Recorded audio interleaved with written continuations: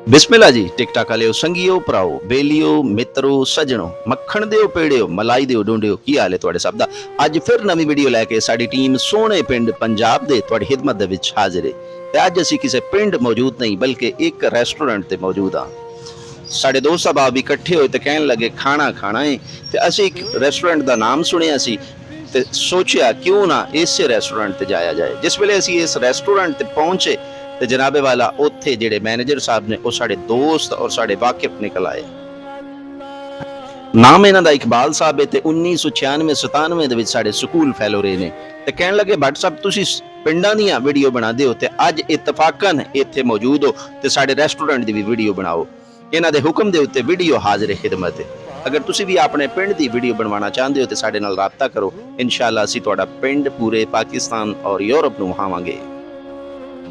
अगर तुसी गुजरात सरगोदा रोड के उत्ते सफर करते हुए भुख महसूस कर रहे हो तो तुसी जा भी सरगोदे की तरफ रहे हो तो शाहीन चौक तो तकरीबन 5 किलोमीटर दूरी ते शादोला पेट्रोल पंप जेड़ा PSO दा पेट्रोल पंप है उस दे नाल एक रेस्टोरेंट वाकया है जिसका नाम चरसी तिक्का रेस्टोरेंट एंड फास्ट फूड है। इत्थे तुसां ब्रेक लानी है। इन्हां दे खाने बड़े ही लजीज और आला म्यार दे हुंदे ने ते रेट भी बड़ा ही मुनासिब है। साडा ये खुद ये अपना जाती तजुर्बा है। ये पेड प्रमोशन नहीं बल्कि ये तजुर्बे की बुनियाद दे उत्ते तुहाडे नाल गल कीती जा रही है। इत्थे ब्रेक लानी है ते इन्हां दे कोलों खाना जरूर खाना है। इन्हां दे कोले बड़ी ही खूबसूरत सिटिंग मौजूद है। बड़ा प्यारा माहौल है। तुसी देख रहे हो वीडियो दे अंदर तुहानू नजर आ रहा है और फैमिली दे वास्ते बड़े ही कुशादा और VIP फैमिली हॉल भी मौजूद ने।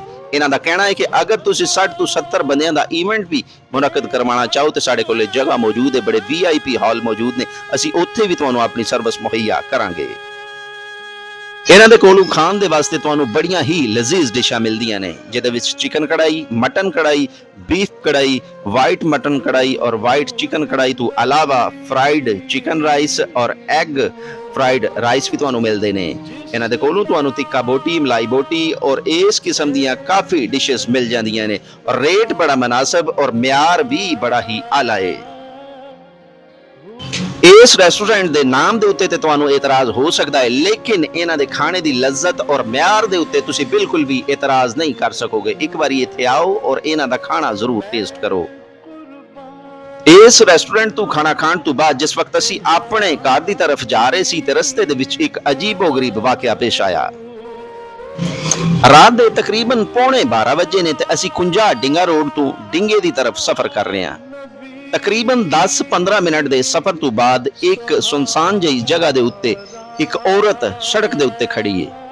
ये नौजवान लड़की है। इसने थले बुरका पहनिया होया है। जिस वक्त इन्हें साड़ी गड्डी देखी तो इसने सिर तो दुपट्टे नूं थले सिरकाया और अपने शोल्डर बैग नूं थोड़ा सेटमेंट करके ते सानू हाथ दिता कि मैनू लिफ्ट दिओ। असीं जाण गए असीं इहनूं लिफ्ट देण दी बजाय अपनी गड्डी की स्पीड नूं थोड़ा बढ़ा लिया ते असीं इहनूं बिल्कुल लिफ्ट ना कराई बल्कि अपना सफर जारी रखिया। तुसी भी याद रखो अगर इस तरह का कोई वाकया पेश आए किसी सुनसान जगह ते कोई बंदा ना वाकिफ है तो तुहानू हाथ देंदा है तो उन्होंने बिल्कुल लिफ्ट ना देवो। अगर असी या फिर साड़ी जगह ते कोई होर बंदा इस औरत दे उत्ते तरस खा के ते इस नू लिफ्ट देने की कोशिश करदा ते उस बंदे दे नाल 100% डकैती होने दे चांस मौजूद से क्योंकि इन्हां नौजवान लड़कियां नू डाकू डकैती दे वास्ते इस्तेमाल करदे ने। इस तरह दियां नौजवान लड़कियां नू डाकू डकैती दे वास्ते इस्तेमाल करदे ने। सड़कां दे उत्ते खड़ियां करके ते आपू बैक दे उत्ते 5-6 डाकू गन्ना लैके बैठे होंदे ने। जो ही बंदा तरस खाण दी कोशिश करता है और अपनी गड्डी नू ड्राइवर रोकता है ते ये डाकू उस दे उत्ते हमला कर देंदे ने। असी पाकिस्तानी एक ऐसी कौम आ जिन्हां नू तरस और प्यार बड़ी ही जल्दी आ जांदा है। खुदारा एहतियात करो वक्त ओ नहीं रहे जेड़े पहले से।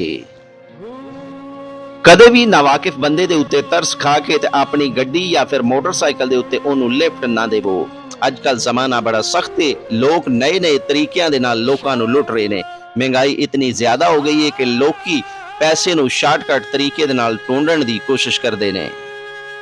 ऐसा ना हो कि तुसी जिस बंदे नू अपने मोटरसाइकिल ते लिफ्ट दिती है तुहाडी जेब दा सफाया करके ते अपनी मंजिले मकसूद ते पहुंचे आवे और तुसी खाली जेब अपनी मंजिल ते पहुंचो। सोने रब दे हवाले।